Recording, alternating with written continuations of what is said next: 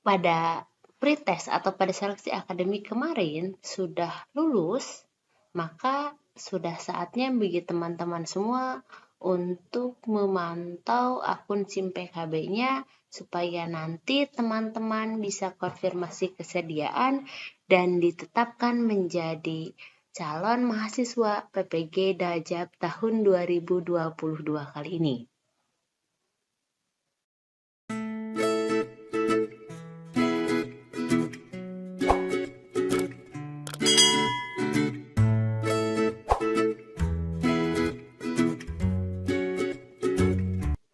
Nah, oke, teman-teman semua, video kali ini kita akan membahas mengenai konfirmasi kesediaan pada PPG Dajab tahun 2022. Dan berdasarkan surat edaran dari Dirjen GTK terkait konfirmasi kesediaan PPG tahun 2022, di sini dengan nomor 1541 ya, tertanggal 1 Juli 2022 ya. Dan bersumber dari laman resmi PPG yaitu di ppg.kemdikbud.go.id menyampaikan beberapa keputusan atau beberapa informasi, diantaranya itu adalah terkait tentang konfirmasi kesediaan calon mahasiswa PPG Dajab tahun 2022 kategori 1. Nah, oke, apa saja informasi terkait hal tersebut? Nah, yang pertama, kalau informasi penempatan calon mahasiswa PPG Dajab tahun 2022 kategori 1 ke perguruan tinggi penyelenggara dapat dilihat pada laman ppg.kemdikbud.go.id menggunakan akun SIM PKB masing-masing. Jadi, kembali jangan lupa untuk mengecek akun SIM PKB-nya masing-masing karena semua informasi akan disampaikan di akun SIM PKB-nya masing-masing.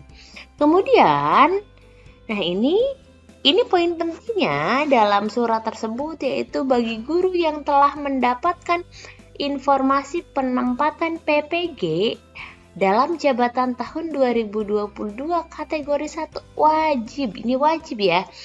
Wajib melakukan konfirmasi kesediaan secara online di laman ppg.kemdikbud.go.id dan nanti langsung terintegrasi ke akun SIM PKB-nya masing-masing tertanggal 6 sampai dengan 10 Juli tahun 2022. Jadi ini ada 5 hari dari 6, 7, 8, 9, 10 Juli ya untuk melakukan konfirmasi kesediaan. Jadi jangan lupa untuk terus pantau akun SIM PKB-nya dari tanggal 6 sampai dengan 10 Juli tahun 2022. Mohon maaf. Dan ingat, ini kita baru dikhususkan untuk kategori 1 ya. Untuk kategori 2 nanti akan segera menyusul, tentu saja seperti itu. Nah, dan untuk hasil konfirmasi kesediaan berupa penetapan calon mahasiswa atau mahasiswa PPG Dajab tahun 2022 kategori 1 ini akan disampaikan pada tanggal 15 Juli tahun 2022 melalui laman ppg.kemdikbud.go.id yang terintegrasi langsung ke SIM PKB-nya. Dan ini sekedar tambahan, mungkin ada teman-teman yang bertanya bagaimana kalau saya sebagai cadangan, apakah saya harus melakukan konfirmasi juga? Oke, bagi teman-teman yang nanti statusnya sebagai cadangan, diharapkan untuk melakukan konfirmasi kesediaan. Kenapa? Karena ketika peserta cadangan sudah melakukan konfirmasi kesediaan, kalau nanti ada peserta utama yang tidak bersedia atau tidak melakukan konfirmasi, maka status kepesertaan kita akan naik dari status awalnya sebagai cadangan lalu kemudian menjadi peserta utama. Dan bagi guru yang belum mendapatkan penempatan ya, maka dapat memantau penempatan pada pelaksanaan berikutnya. Jadi di sini kalau pada kategori 1 ini ternyata kita belum mendapatkan undangan kesediaan, baik itu sebagai peserta utama ataupun sebagai peserta cadangan, alangkah lebih baiknya nanti teman-teman guru semua memantaunya pada SIM PKB masing-masing. Karena bisa jadi kita akan mendapatkan undangan kesediaan pada pelaksanaan PPG berikutnya. Dan di sini dalam surat juga ya, tertanggal 1 Juli tahun 2022 terdapat jadwal pelaksanaan. Jadi di sini tanggalnya sudah lebih jelas lagi ya daripada jadwal tentatif yang ini. Kalau ini kan jadwal tentatif, di sini masih konfirmasi kesediaan, masih dikatakan tanggal 22 Juni ya. Tapi di sini berdasarkan surat edaran terbaru, kalau konfirmasi kesediaan seperti tadi sudah saya jelaskan di awal, itu tertanggal 6 sampai dengan 10 Juli. Kemudian ketika sudah konfirmasi kesediaan, maka nanti akan dilakukan penetapan peserta ya oleh Dirjen GTK. Kemudian yang sudah ditetapkan menjadi peserta PPG Dajab harus melakukan lapor diri tertanggal 13 sampai 15 Juli tahun 2022. Dan dari tanggal 6 sampai dengan 15 Juli itu adalah pembelajaran mandiri. Ya, biasanya nanti sudah diberikan modul ya, modul dari pihak LPTK untuk dipelajari oleh mahasiswa. Kemudian ada tanggal 5, untuk poin 5 itu ada orientasi mahasiswa, itu dilakukan di tanggal 18 Juli.